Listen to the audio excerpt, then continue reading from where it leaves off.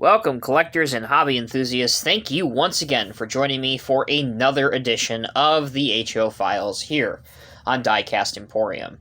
So, for episode 30, we're going to be taking a look at the Walthers Cornerstone International Trucks dealership. This is an HO scale kit that's ideal for your modern era layout, particularly for your industrial park district. So, a little bit of information about International.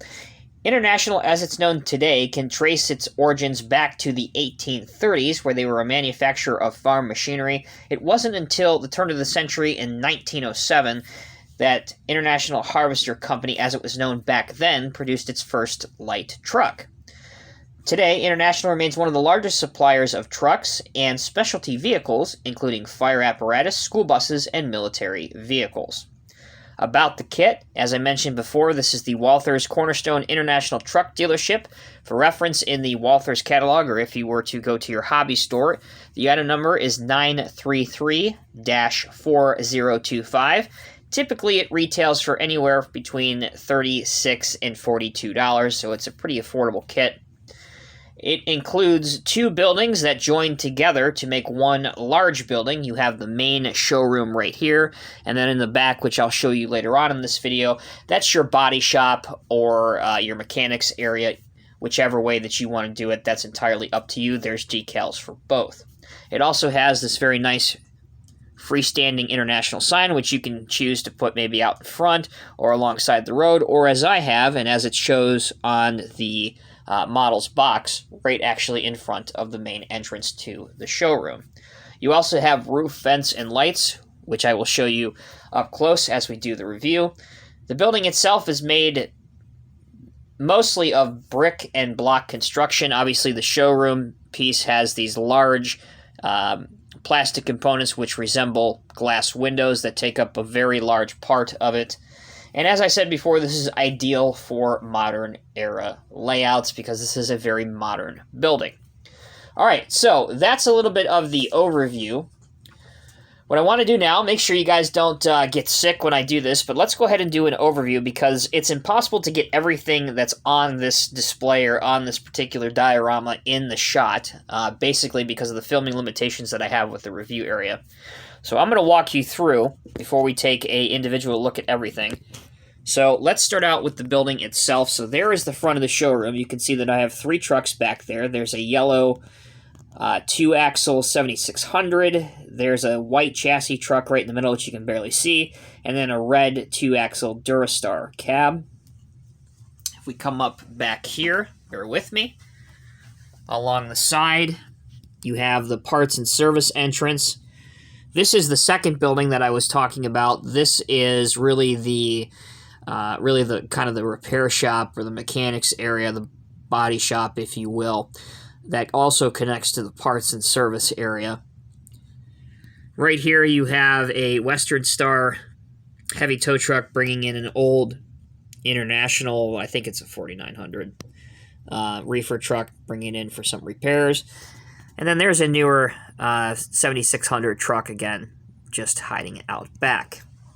Here's the roof vents and such up on top of the building. And I'll show you now that, as I said, you can separate these two buildings like this if you want to. And they just kind of line up like that. Of course, you can glue them together if you want to do that. All right, over here on this side, we have the trade-in lot. So these are obviously older trucks. Everything from a few Kenworths that we have here, a few Norscott Peterbilts, Norscott Kenworth, and a Tonkin replicas. I believe that's a Kenworth heavy haul as well. And over here, which I will go over in more detail, these are our brand new trucks that we offer. These are all Internationals by either Boley or Walthers for the most part. There's a couple other ones in there, and I'll touch on that in just a minute. We come along to the other side of the building. Bear with me so you can see that. Walking over here. Not as interesting as the other side, but again, you have the service entrance here.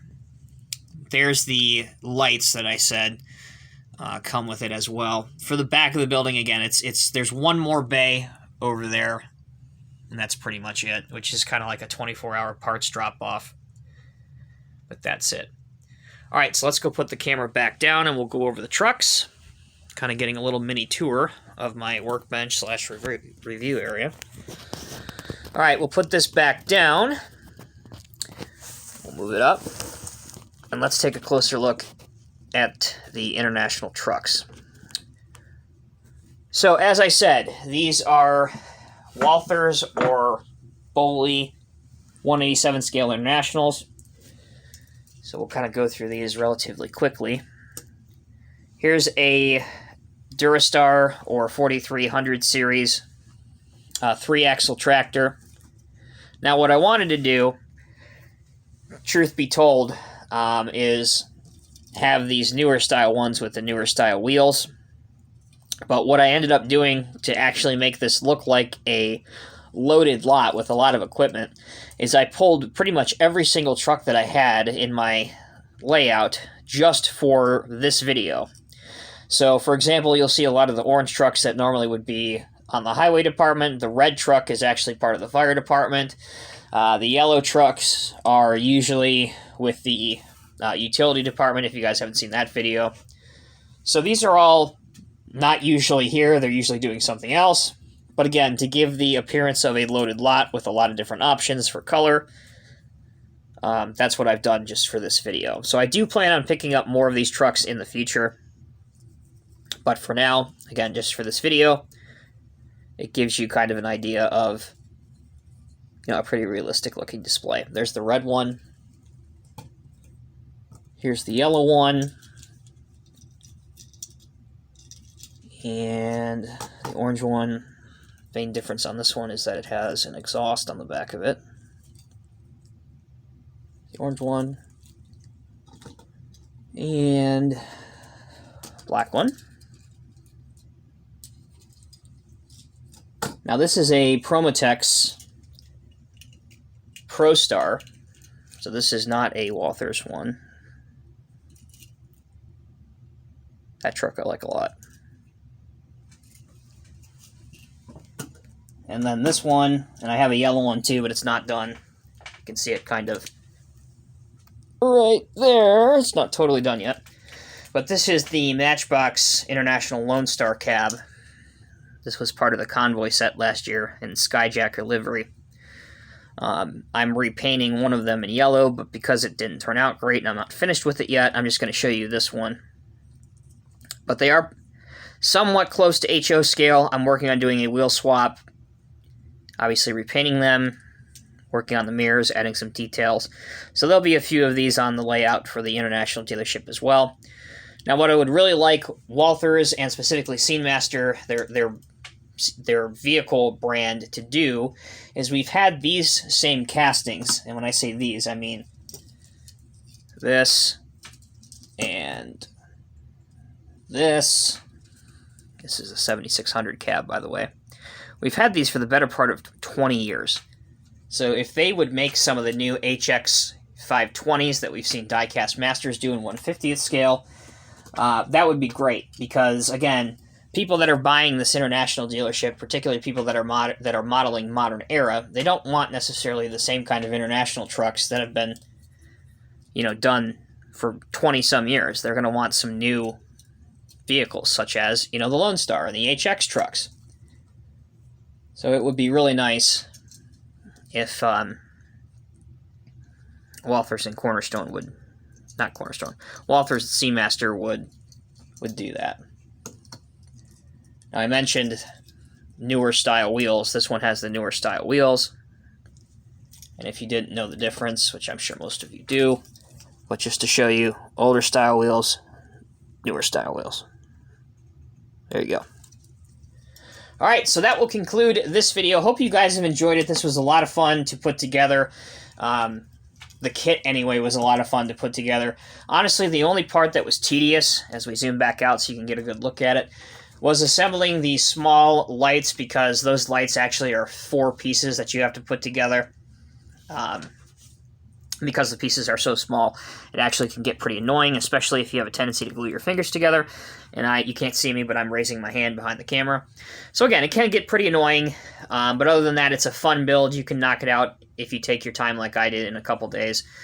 One of the only things that I did that's not stock on here is I painted the international sign black. That actually comes gray like everything else does. I may decide somewhere down the road to add some, sales or incentive signs on some of the glass. I may print those off. I may do an open sign or a welcome sticker on one of the opening doors. And I also might add one of the, banners that you see at car or truck dealerships, like a spring sales drive or, something like that to spice it up. Just some ideas that I had, but I wanted to get this video out and get it done so I can move on to other things as well. But most importantly, thank you guys so much for watching. I know it's been a while since a new HO video has been released, so I definitely wanted to get this out there. Please let me know what you guys think down in the comments section below. Until next time, take care and be safe. I'm Tommy with Diecast Emporium. Thank you all so much for watching. I'll see you in the next review.